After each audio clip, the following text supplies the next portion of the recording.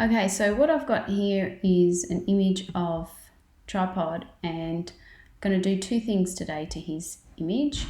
I'm going to do a blur and I'm going to do a liquify.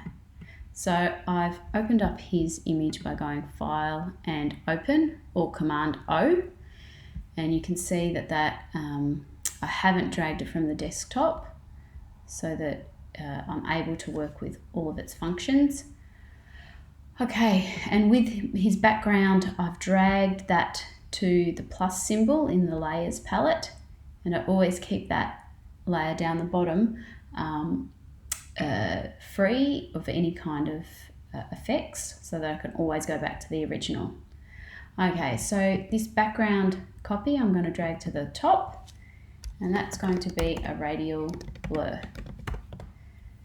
And we're going to go Filter, Blur, Radial Blur, and this generates a zoom effect onto your subject, and I want it to go into the middle because tripod's face is in the middle, and I can change the focus depending on what my image is, but I want the least amount of blur on tripod's face, so that one's the most clear, and then the rest it becomes a bit more fuzzy. I'll do that at a 10 so you can see what that looks like. Any more than 10 and I think sometimes it starts to get a little bit silly. We go OK, and you can see the effect there. Command Z to undo, Filter, Blur, Radial Blur. I might make that 6. Okay, 6. And that has a bit of an effect, but you don't get too dizzy. Okay, I'm going to turn that off, and I'm going to select on the second layer, and we're going to liquify. Filter, liquify, and this one here is used on images to try and augment sections.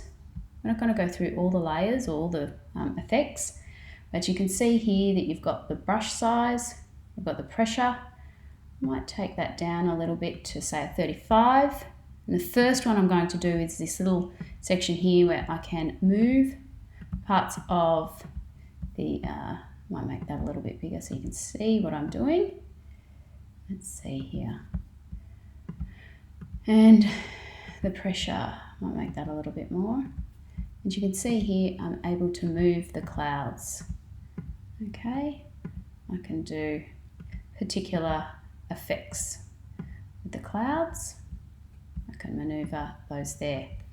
I can also do this pucker tool. Now the pucker tool, I can make sections look smaller. So I'm concentrating, I'll zoom in, Command plus, I'll zoom in. I'm actually making his paw a little bit smaller. Okay, just a little bit to make that look a little bit smaller. Okay. And then I've got the opposite tool here. This is the bloat tool. And let's say we want to make tripod look like he's been to the gym a lot. And I can make his shoulders look a bit bigger. And I can also do the same thing with his eyes. You can see that there. Been able to manipulate his eyes a little bit without it being too obvious. Okay. Or I can make his nose a little bit bigger and a bit more obvious there. Okay, cuteness factor overload. And then I can go OK. And so you can see here, when we look at the original, you can see quite a bit of a difference just by doing those small little things there. Okay, so that's the blur and liquify tool. We'll come back to part 2 and I'll show you some more effects in Photoshop.